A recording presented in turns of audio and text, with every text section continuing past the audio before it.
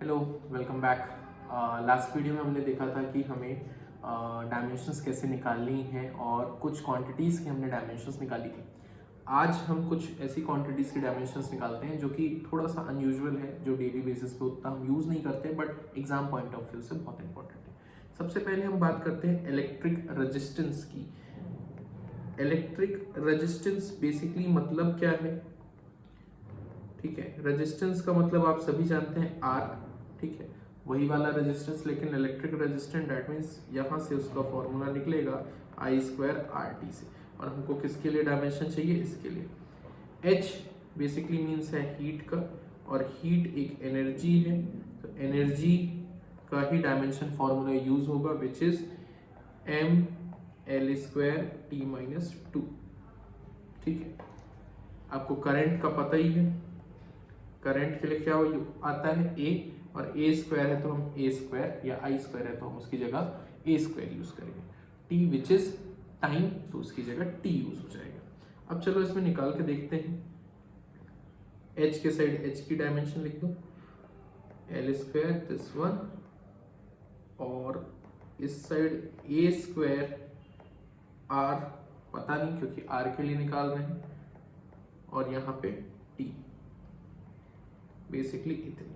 अब चलो cross multiply कर लेते हैं, तो r के लिए क्या वैल्यू आ रही है? This one, this upon A square T की पावर वन। ठीक, तो r की कितनी वैल्यू आ जाएगी यहाँ पे? m एल स्क्वायर टी की पावर -3 और a की पावर -2। ये बेसिकली आपको R की वैल्यू मिलेगी। अब एक चीज यहाँ पे ये क्लियर हो गई कि रेजिस्टेंस वाली जो वैल्यू आ रही है, इलेक्ट्रिक रेजिस्टेंस की वैल्यू, आप मेरे को कमेंट सेक्शन बताइएगा जो नॉर्मल रेजिस्टेंस होता है ओम्स लॉ के थ्रू, क्या उसकी वो वैल्यू क्या आती है। अब यहाँ पे देखते हैं सेल्फ इंडक्टेंस क्या होता है, या उससे पहले आपको चार्ज हम सीखते हैं, चार्ज की क्या value.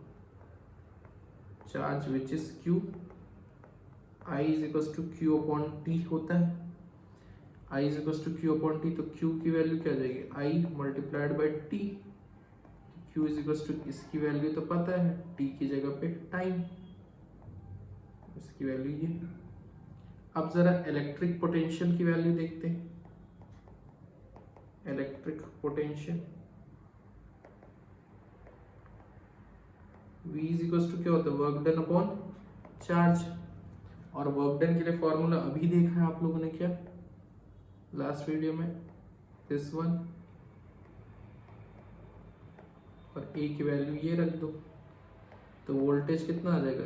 M L square T की पावर -4 A की पावर -1। ये इसके लिए डायमेंशन फॉर्मूला बड़ा इजी, आराम से सभी का निकाल पा रहे हैं हम लोग। चलो जरा और दूसरे का देखते हैं। यहाँ पे हम चेक करते हैं सेल्फ इंडक्टेंस।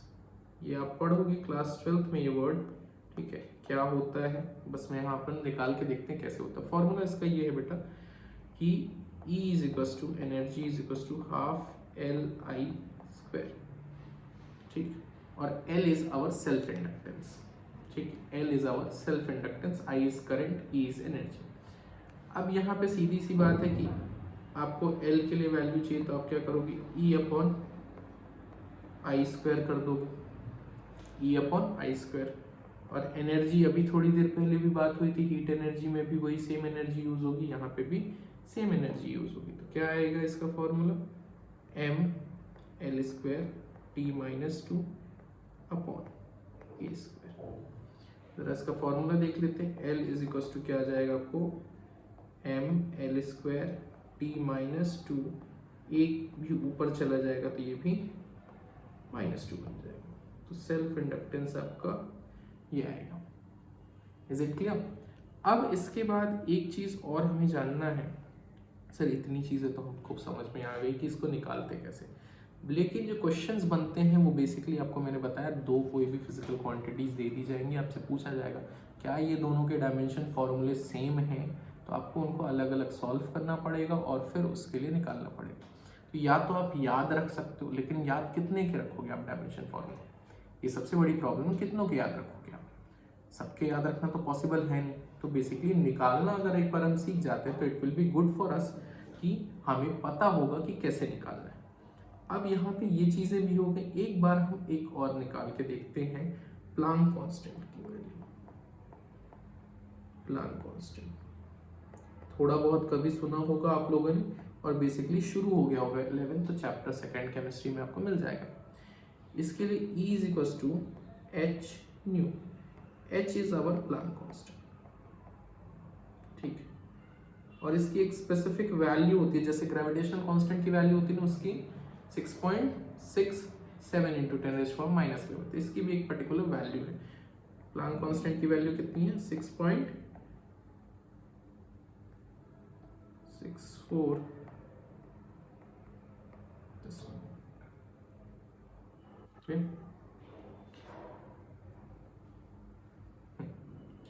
अब यहां पे जरा चेक कर लेते हैं, E is equal to H nu, H के लिए आपको चाहिए तो आप क्या करोगे, E divided by nu. Nu is what, frequency, और फ्रीक्वेंसी क्या होता है जरा यहाँ समझ लेते हैं, इसको हम बोल रहे हैं फ्रीक्वेंसी, और फ्रीक्वेंसी और टाइम का रिलेशन क्या होता है, frequency is equal to 1/t, तो इसका टाइम इनवर्स आएगा dimension formula. This is side wise, ठीक है, इसको आप साइड में रख सकते हो। बेसिकली हमारा काम इस पे चल रहा था। तो H is equal to energy क्या आएगा, m l square T-2/T-1, H की value m l this one T-1।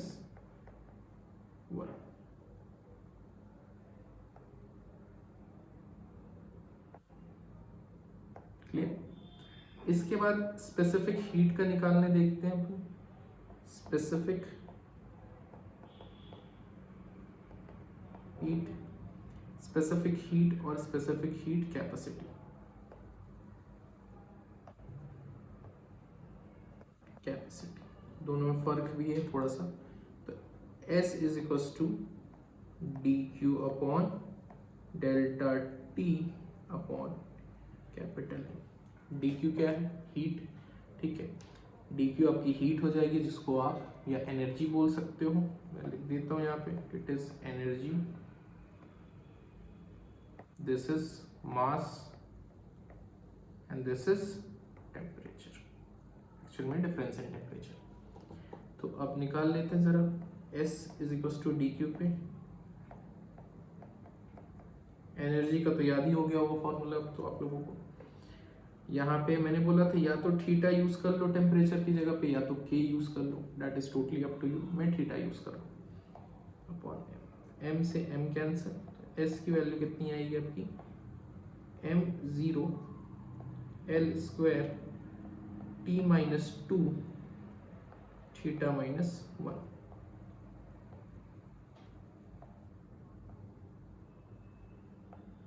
Clear. Specific heat का भी हम लोगों ने निकाल के देख लिया। अब जरा यहाँ पे बेसिकली अब आगे देखते हैं, स्पेसिफिक हीट के बाद हमें देखना गैस कांस्टेंट की वैल्यू।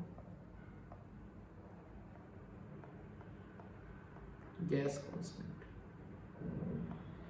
कांस्टेंट R, इसकी वैल्यू चाहिए, PV is equal to nRT formula होता है। R के लिए सॉल्व करोगे तो क्या आएगा, PV इज अपॉन NT, ठीक। और यहाँ पे आपको चीज़ें फिर से बता दी जाए, ये क्या आएगा आपका, this is your volume, pressure, number of moles and this is temperature, ठीक है। जितना हो सकता है फॉर्मूला थोड़ा बहुत डिस्कस कर सकते हैं अपन, पूरा तो अभी करने का यहाँ पे कोई सेंस नहीं है, ठीक है। जैसे जैसे फॉर्मूले आते जाएंगे, चैप्टर्स आते जाएंगे, we will discuss it later. तो यहाँ पे आप बेसिकली समझो कि R के लिए क्या करना है आपको, ठीक। यहाँ पे आपको सर अब PV क्या होगा, PV के लिए थोड़ा सा साइड में यहाँ सॉल्व करते हैं। PV is equal to force upon area multiplied by volume, यही होता है। अब मैं P V is equal to force upon area क्या होगा एल स्क्वायर, वॉल्यूम क्या होगा एल क्यूब, यही होगा area L square volume L cube. जरा कुछ कुछ कट रहा है, जरा देखो बचेगा क्या, P V is equal to force into length, और फोर्स इंटू लेंथ क्या आ जाएगा which is equal to energy. निकाल के देख लो आप जरा, F L T minus two multiplied by L, तो ये आ जाएगा M L square T minus two. Energy का ही फॉर्मूला है।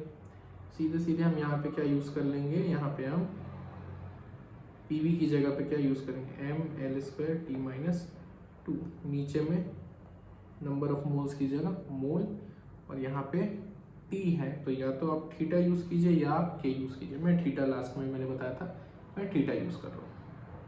अब तो आर की वैल्यू क्या आ जाएगी आपकी, M L square T minus two mole inverse और theta inverse also. This is the value of gas constant. ठीक है, इसके बाद और एक आध की देख लेते हैं हम लोग, थोड़े छोटे छोटे। परमिटिविटी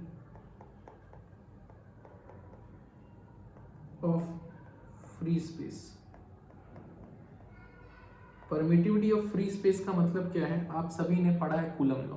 कूलम लॉ का फॉर्मूला है F is equal to this one, 4 pi epsilon Q1 Q2 upon R square. तो this epsilon is known as permittivity, it is known as permittivity. अब परमिटिविटी ये है तो इसके लिए निकालना है तो जरा ये भी समझ लेते हैं क्या है।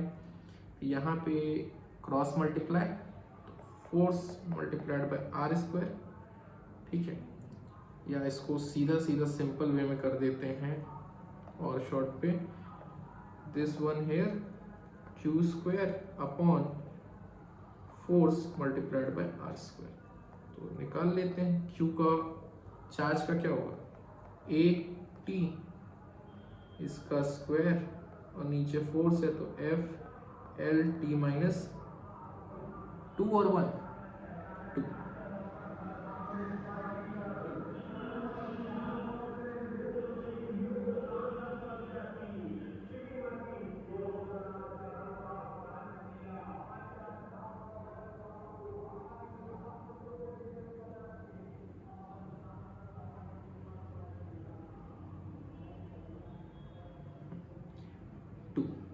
मल्टीप्लाइड बाय एल स्क्वायर क्या आ जाएगा परमिटिविटी, जरा देख लेते हैं, A square T square upon यहाँ पे एम है एल है टी माइनस टू है और ये इसमें मल्टीप्लाई हो जाएगा तो 3 हो जाएगा। अब यहाँ पे जरा कुछ कुछ कट तो रहा है, जरा देखते हैं, कुछ नहीं कट रहा, सब ऊपर जाएगा। परमिटिविटी आएगी M minus one L 3 minus 3 T की पावर 4 ए की पावर स्क्वायर, यही आएगा। अब बस एक और एक से दो, what do you mean by stress. बोला सर स्ट्रेस तो फिजिक्स में ही आ गया, हमारा पूरा का पूरा फिजिक्स ही स्ट्रेस है। अब पूरा का पूरा फिजिक्स ही स्ट्रेस है तो अब स्ट्रेस निकाल देते हैं। इसीलिए बोला जाता है फिजिक्स में हम टेंशन, और वी आर फिजिक्स स्टूडेंट, और हम टेंशन से डरते नहीं, we need to solve the tension, ठीक है, जो कि हम पढ़ेंगे। स्ट्रेस, स्ट्रेस का क्या है, फोर्स अपॉन एरिया। फोर्स का फॉर्मूला दिस वन, ठीक, upon area which is L square. तो स्ट्रेस क्या आएगा आपका, सर स्ट्रेस आ गया एम एल की पावर -1 टी की पावर -2। सर इतना छोटा स्ट्रेस, हाँ चलो अब स्ट्रेन भी देख लेते हैं। स्ट्रेस देख लिए तो ये भी स्ट्रेन भी देख लेते हैं। स्ट्रेन क्या है, चेंज इन लेंथ और कन्फिग्रेशन। आप, मैं लेंथ यूज कर रहा हूँ, कन्फिग्रेशन भी यूज कर सकते हैं जनरलाइज्ड वे में बात करने के लिए, कि एक होल कॉन्सेप्ट वाइज अगर समझना होगा कि लेंथ है कि कन्फिग्रेशन है तो आप कन्फिग्रेशन भी यूज़ कर सकते हो, और यहाँ मैं ओरिजिनल यूज़ कर रहा हूँ। तो basically del L upon L, ये क्या हो जाएगा, कैंसिल। स्ट्रेन क्या है, डायमेंशन लेस क्वांटिटी, याद रखेंगे इस बात को। स्ट्रेन क्या है, डायमेंशन लेस क्वांटिटी है, और स्ट्रेन के साथ साथ और एक क्वांटिटी की हम बात करते हैं जो सप्लीमेंट्री फिजिकल क्वांटिटी है, वो भी क्या है, डायमेंशन लेस है। Supplementary physical quantity is also dimension less, ठीक है। इस चीज को खास ख्याल रखना है, सप्लीमेंट्री फिजिकल क्वांटिटी जो है वो भी डायमेंशन लेस क्वांटिटी है और उसकी कोई डायमेंशंस नहीं होती। आई थिंक ये चीज़ हमने पिछले वीडियोस में बात की थी, या ये कहा गया था कि आगे की वीडियो में बात करेंगे। तो यहाँ पे हमने सीखा कि इतने सारे का डायमेंशंस कैसे निकालते हैं। कुछ का आप याद रख सकते हैं, कुछ का आपको निकालना पड़ेगा। तो बेसिकली आपको अगर निकालना एक बार में समझ में आ गया है तो अगर बहुत अच्छी बात है, नहीं आया तो एक बार और ज़रूर वीडियो देखें, और उसके बाद आपको कोई भी दिक्कत नहीं होगी डायमेंशन निकालने में किसी भी क्वांटिटी का। Is it clear for everyone? I hope it will be clear.